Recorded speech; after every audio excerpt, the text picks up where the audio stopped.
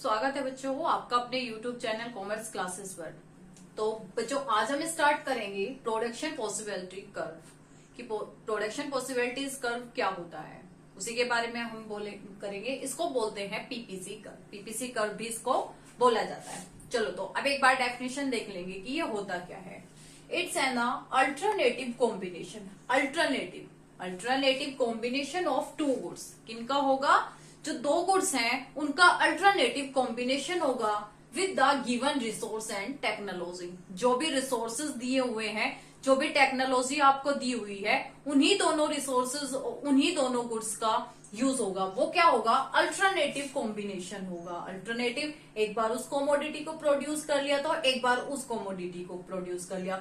जो आपके पास given resource है उन्हीं रिसोर्सेज का यूज किया जाएगा। जो टेक्नोलॉजी आपके पास है उसी टेक्नोलॉजी का यूज किया जाएगा। जैसे इसको हम, और इसके अदर नेम भी है, इसको हम क्या कहते हैं? एक प्रोडक्शन पॉसिबिलिटी फ्रंटियर लाइन, इसको हम ये भी बोल सकते हैं। या तो आपको क्वेश्चन में दिया होगा प्रोडक्शन पॉसिबिलिटी कर्व क्या होता है, या फिर प्रोडक्शन पॉसिबिलिटी फ्रंटियर लाइन ये क्या होगा, या फिर ट्रांसफॉर्मेशन कर्व। ये सारे इसके, ये दोनों नाम भी किसके हैं? पीपीसी कर्व के ही ये नाम है। इनके अदर नेम ये है। कुछ एग्जम्पशंस करेंगे हम इसमें, जो एज्यूम करेंगे, कुछ चीजों को मानेंगे। जैसे resource are given. Resource are given से मतलब क्या है?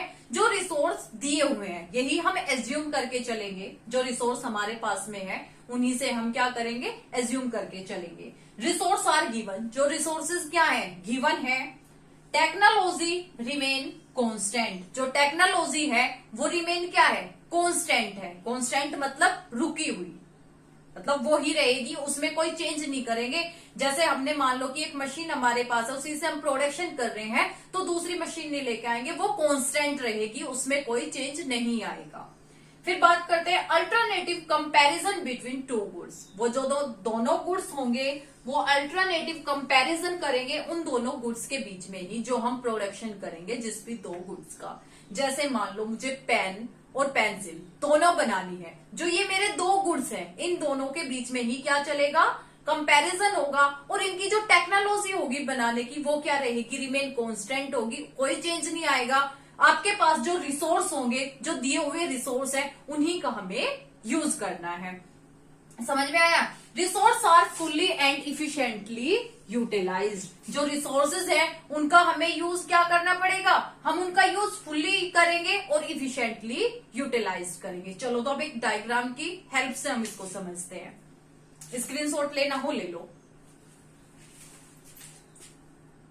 एक बार डायग्राम, और हम इस शेड्यूल की हेल्प से देख लेंगे कि पीपीसी कर्व क्या होता है। अभी मैंने बताया पीपीसी कर्व का मतलब होता है कि वो पॉसिबिलिटी जितना हम प्रोडक्शन कर सकते हैं, तो एक कर्व वो तय करेगी कि हम कितना प्रोडक्शन कर सकते हैं। मान लो कि हम दो कॉम्बिनेशन, मैंने दो गुड्स ले लिए।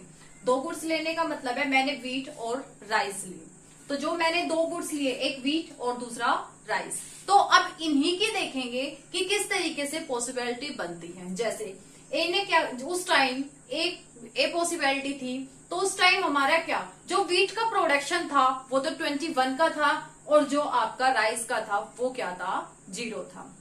जैसे ही बी का क्या हुआ, बी पॉइंट पे आपका व्हीट का प्रोडक्शन क्या हुआ? 20, और आपका राइस का कितना हुआ? 1।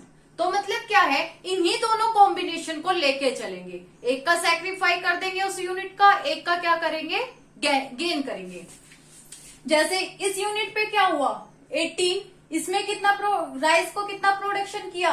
2। इस पे कितना हुआ व्हीट का? 15। इस पे कितना हुआ आपका?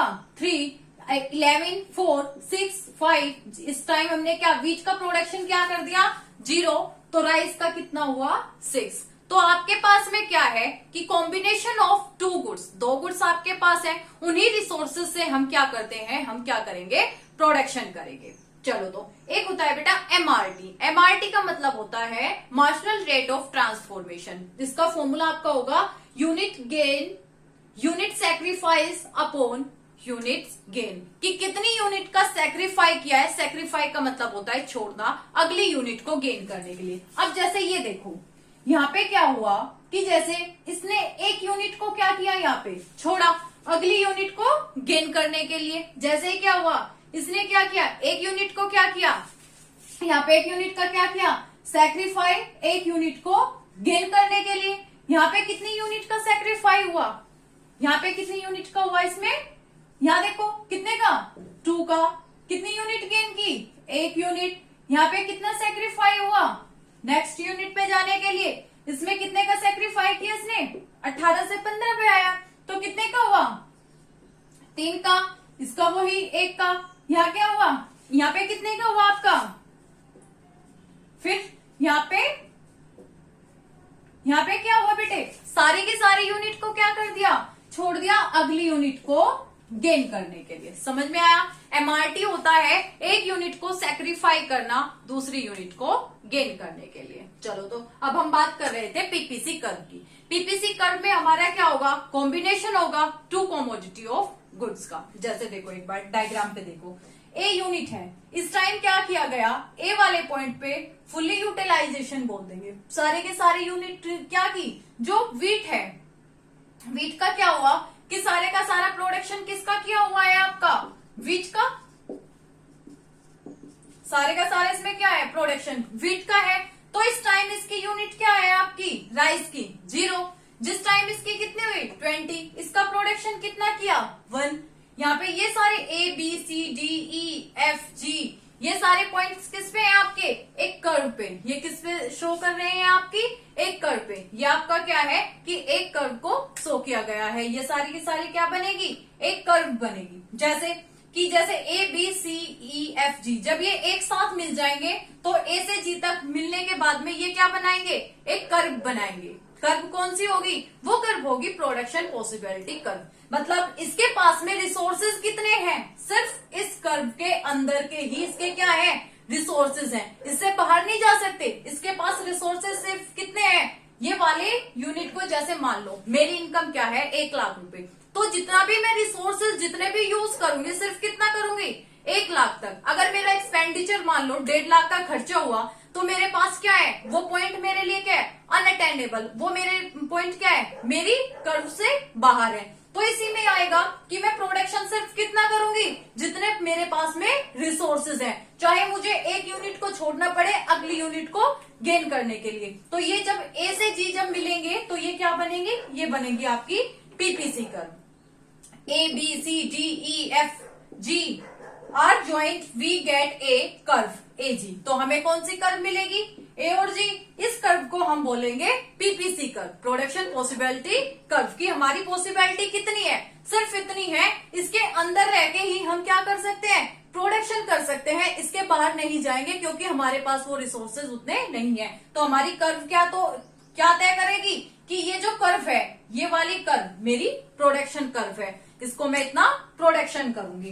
तो AG curve show the maximum limit of production wheat and rice, कि मेरी ये मैक्सिमम पॉसिबिलिटी है कि मैं वीट का और राइस का सिर्फ इतना प्रोडक्शन कर सकती हूँ। जो मेरी ये ए और जी वाली लाइन है, सिर्फ मेरा इतना ही प्रोडक्शन होगा, इसके बाहर नहीं होगा। ये वाला मेरा क्या है, फुल्ली यूटिलाइजेशन। जो ये कर्व के ऊपर है ये मेरे क्या है, फुल्ली यूटिलाइजेशन। यहाँ पे मैंने क्या कर लिया, मेरे रिसोर्सेज का फुल्ली यूटिलाइजेशन हो गया, सारे के सारे रिसोर्सेज का मैंने क्या कर लिया, यूज कर लिया। तो ये वाला क्या कहलाएगा, ये हमारा प्रोडक्शन पॉसिबिलिटी कर्व कहलाएगा। प्रोडक्शन से मतलब पॉइंट वही कि हम प्रोडक्शन कर रहे हैं, पॉसिबिलिटी कि कितना कर सकते हैं कर्व ये तय करेगा। समझ में आया कि प्रोडक्शन पॉसिबिलिटी कर्व क्या होता है।